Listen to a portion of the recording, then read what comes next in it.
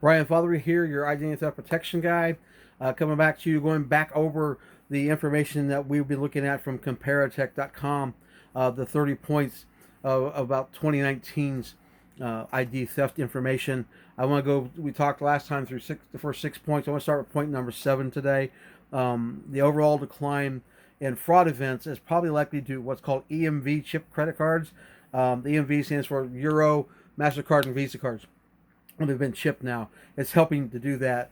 Over 60% of merchants now have a POS system in place to accept the chips. That's helping bring that down, which is great. On a contrary note, though, the MV switchover in this was likely to lead to a 300% increase in credit card application fraud. Yay. Number 8, stolen credit cards. Is sold on the dark web for as little as 50 cents per card. Did you hear that? They're selling your information for as little as 50 cents per card, and they're selling it hundreds and hundreds and hundreds of times on the dark web. A single credit card priced as low as 50 cents, and some as high as $20, depending on what if they get everything, including your the 3 number, the CCV on the back. If they get all that on there, then those can sell up to $45 per card. So if they get all your information, they're making a fortune. They're just selling it just as fast and as quick as they possibly can, and so your card has the potential of exponentially being used by hundreds and hundreds of people, not just in America but across the nation. They have decided 10% of all Americans have been a victim of identity fraud so far. 21% have been victimized more than once. So once they get your information, they're going to come back and get it again and again and again and again. So if you live in the United States, yeah, you're likely to either have been a victim of ID theft or know someone who has been a victim of ID theft. I can think of several that I know of off the top of my head right now. In the UK, identity theft is reaching epidemic levels. That's crazy. It's occurring at a rate of 500 ID thefts a day. Account takeovers decreased between 2017 and 2018, but increased in 2019. So there's that. An average of 4,800 websites are compromised with form jacking code each month. That consists of hijackers injecting malicious JavaScript code that scrapes personal information submitted onto a website. So when you're shopping different places, ordering things like we're doing now because of all the lockdowns and the shutdowns, all the COVID things that you've been going through. So you're buying your books, your groceries, your medicine, all the things that you buy online. They have JavaScript codes that are scraping that information and just getting the information so they can build up a portfolio of your information so they can then sell it so someone else can use it and be fraudulent with your information.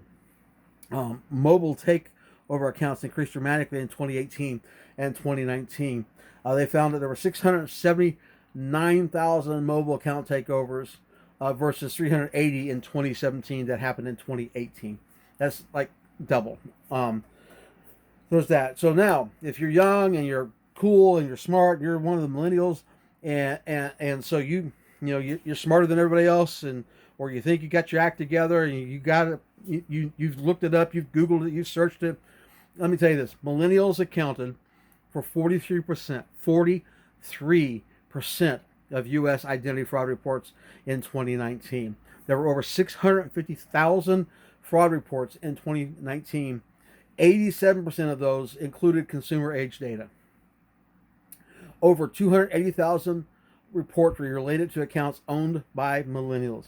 In fact, more millennials were related to identity fraud than Gen X, Boomers, and the silent generation, those born between 1925 and 45 combined. That's a huge number. So if you're a millennial, you're watching this like, I'm good, I don't need to take care of anything, you're wrong. You need to take care of that. Equifax also confirmed that millennials were prime targets for fraudsters. According to Equifax Canada, nearly half of all suspected fraud applications are between the ages of 18 and 34. So those are just huge, huge numbers. And we want to, again, offer you an opportunity to protect yourself. So if you're liking this information that we're sending to you, we don't mean to scare you. We really don't. We just want to make you informed and educated.